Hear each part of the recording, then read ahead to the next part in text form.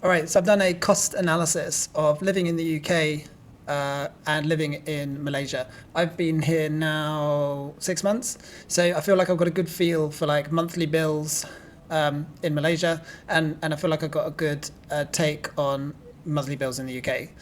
So I feel this is useful for both English people interested in the cost of living in Malaysia, if they're looking at Malaysia or Asia, and then and then obviously Malaysians that are thinking about going to university in the UK. For me, it's the only reason you'd like go to the UK is I do still feel the academic establishments, the top tier, are still top notch. So that's your Oxford, your Cambridge, your LSE, maybe King's.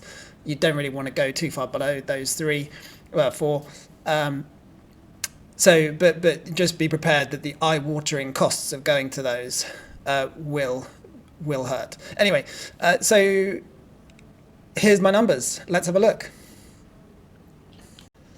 So the main point of this is it's all about the ratios. So if something costs X in Malaysia, how much does it cost in the UK as a ratio? Not like I'm not going to promise you if it's 100 ringgit in Malaysia that it's 300 ringgit in the UK. It will be for me the focus here is the ratio. So if it's 100, how many times do I multiply that to get to my UK cost? Because generally it is more expensive in the UK. So it's a multiple of your Malaysia cost, or vice versa. It's what percentage of your UK rent would you need in Malaysia? Anyway, let's just do the numbers. It will work out better. Right. So I've done this in ringgit. It's just a number. If you need it in GBP, kind of divide by 5.5, 5.6, 5.7, somewhere around there. The exchange rate's fluctuating quite a bit at the moment. All right. So the first thing, I've gone with like a family of three. I haven't gone with like a single person. I haven't gone with like a family of five. I've just gone for that middle ground, a couple plus one, to try and hit kind of numbers that everyone can work from. So the first number is rent. In the UK, you'll easily spend 230,000 ringgit a year in rent. That's around £3,000. And when you put that out, that's 3,000 a month. You'll end up with 230,000 ringgit. In Malaysia, you can get the same size house for around 36,000 ringgit. It's the UK. It's the major cost, I believe, of it's everyone's biggest item per month. So when they get their pay packet, the largest chunk of that pay packet goes towards paying the rent or the mortgage. So whichever way you want to look at it, rent, mortgage. It's for UK's especially, it's the biggest chunk. So the rent is a huge cost for living in the UK. Next item, in the UK there's a council tax, and it really bleeds. That when our last house, it was a £200. Let me just quickly convert that. It's a 218 times 5.6. So I was spending 1,220 ringgit a month on council tax. So that works out to around 16,000 ringgit. In Malaysia, it's zero. Cars. Now, what I've worked out here is I've gone with a Volvo, like a kind of Volvo X something, XC90, something like that. And then I've just worked out its depreciation. So that includes maintenance, fuel, servicing, and the depreciation of the vehicle over a year. And that cost is 80,000 ringgit. In Malaysia, if you got the equivalent car, say a Proton XC90, they almost look identical. Your fuel, servicing, maintenance, and depreciation be around 23,000 ringgit. Obviously, you can change your car style, but it's that ratio. It's around 4 times more expensive to run a car in the UK.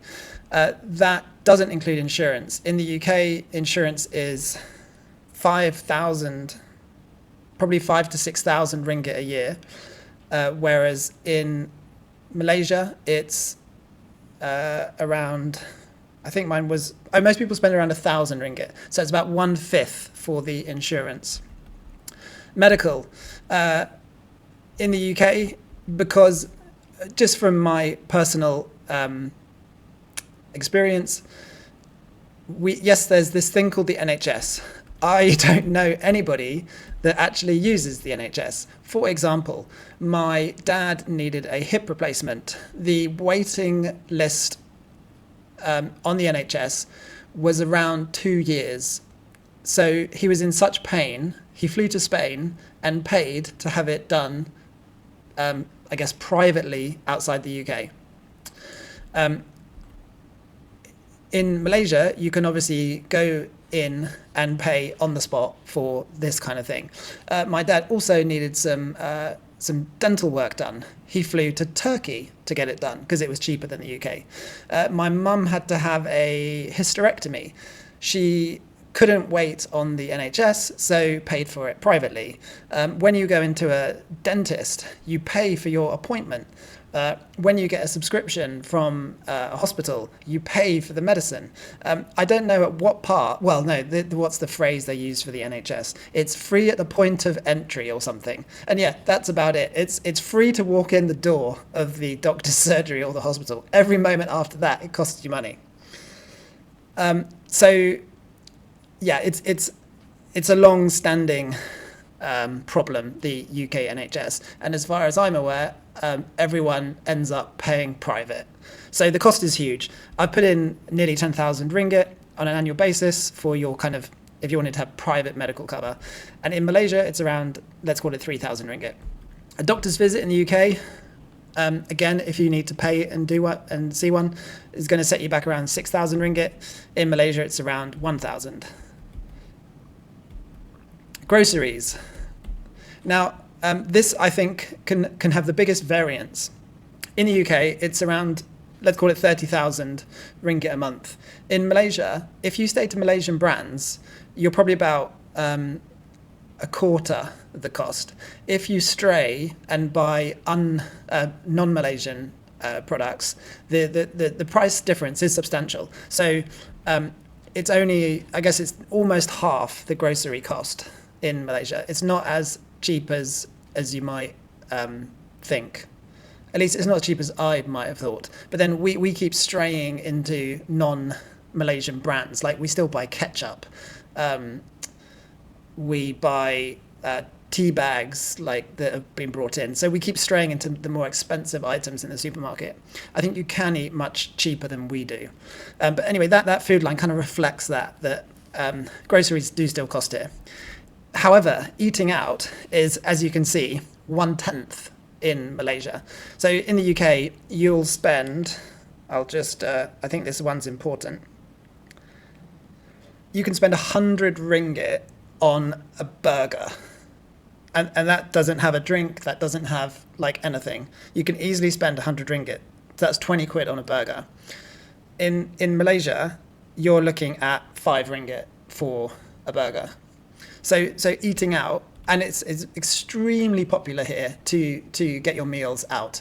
The street food, all super popular, all super good value, and it's a huge difference. I can't explain the difference in the cost. Like the UK, you need to consider selling a kidney to eat out, whereas in Malaysia, it's not a economic choice. When you eat out, you can eat out very affordably, and the food's totally amazing, whereas the English food is to be desired. Anyway, I don't want to dwell too much on that. Electricity. The UK has the most expensive electricity in the world, I believe. I think it's 4 times more expensive per kilowatt than almost any other country. However, in Malaysia, you're running aircon units, so the cost catches up on itself. It's still, so in the UK, you'll spend 9,000 ringgit per year. And in Malaysia, you'll spend, let's call it 3,000 ringgit. However, you are running aircons, at least we run a lot of aircons. So our electricity bill is more than most, but it still can't surpass the extortionate electricity price of the UK, where you still need 9,000 ringgit a year to pay for your electricity bill. And all you're running is TVs, kettles, dishwashers, stuff like that. Over here, you're running aircons 24/7. Well, maybe not 24/7, but a lot of people run aircons in their offices and so on to keep cool. Water. Here, it's around 400 ringgit a year. In the UK, 5,000 ringgit. Gas, 4,000 ringgit versus 700. I mean, these are, you can't, it's mind blowing, I find. Internet, it's about half the cost. It's not as cheap as perhaps you would think. Actually, no, I feel like internet is universally fairly evenly priced. So yeah, in Malaysia, it's around half for a fibre line. TV license, in the UK, you have to spend £1,000 to have a TV license. And in Malaysia, it's zero. Right, so over a year, it's 420,000 ringgit to have those basics. The rent is obviously the biggest one, but that does reflect how much rent or mortgage is. Obviously, if you own a property, on top of that, you've got your buildings insurance and various other costs that go with maintaining your property. So you'll be even higher. If you rent, you're just looking at your rental bill. So in Malaysia, it's 84,000 across the year just to run. Those are what I deem as the kind of basics of living. So it's around 1/5, basically, which weirdly is the exchange rate. I looked at some more items just out of interest. I looked at something to bear in mind over here is the fuel. So in the UK, to fill up my car was 660 ringgit, so around £120 to fill a car. Over here, it's just the 120 ringgit, which is, so it's 20 quid to fill a car in Malaysia, whereas it's 120 quid to fill it in the UK. For Malaysians watching this, the UK, I think over here, fuel is slightly subsidised by the government. In the UK, there's about 80% tax on fuel. So the government have done it the other way, just to really take your money from you. Road tax, in the UK, it's around 3,000 ringgit.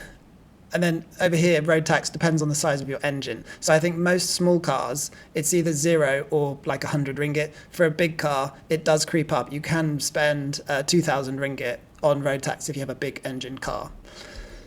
Hospital stay.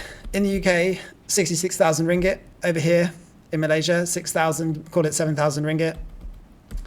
Tube costs, if you live in London, 30,000 ringgit for the year. So that's your standard like zone 1, zone 2 card to get you around. And over here it's 600 ringgit. Parking. In London, you're likely to spend around 8,000 ringgit on parking. In KL, you're likely to spend around 800. When we stop and park around here, it's normally either 1 or 5 ringgit to park, which is 20p in UK money, or well, £1 or 20p. In the UK, it's yeah, a lot more. It's five times that. Congestion charge. In the UK, they charge you around £10,000 a year if you drive around London and you don't have the right type of car. In KL, there is no congestion charge. Ubers, or over here it's Grab. You might spend around 5,000 ringgit in the UK on Ubers, taxis, getting around. Over here, you're likely to spend around 600, 700 ringgit. The basic takeaway is the UK is 5 times more expensive, yet the salary is not 5 times more. So you're poorer living in the UK. That's the crux of the matter. And if you manage to get a good salary in Malaysia, that goes a long way here, based on these numbers. You can kind of go with it's 5 times, and then there's some things that are 10 times cheaper, some things that are just half as cheap. The main item is obviously rent, and if you can find a good apartment. Oh, that was it. I forgot to mention. So over here, in most blocks, apartment blocks, condominium blocks, have their own gym and own pool. So immediately you don't have to spend that extra 500 ringgit a month on gym membership or pool membership, because it comes in your building. It's very common to have that set up here. All right, I hope that's been useful. Please ask questions in the comments of any bit I haven't touched on. It's just to give you a broad stroke. And as I was doing it, I realized it's basically, most things are about 1/5. Eating out is much cheaper here, and the rent is much cheaper here. All right, that's it.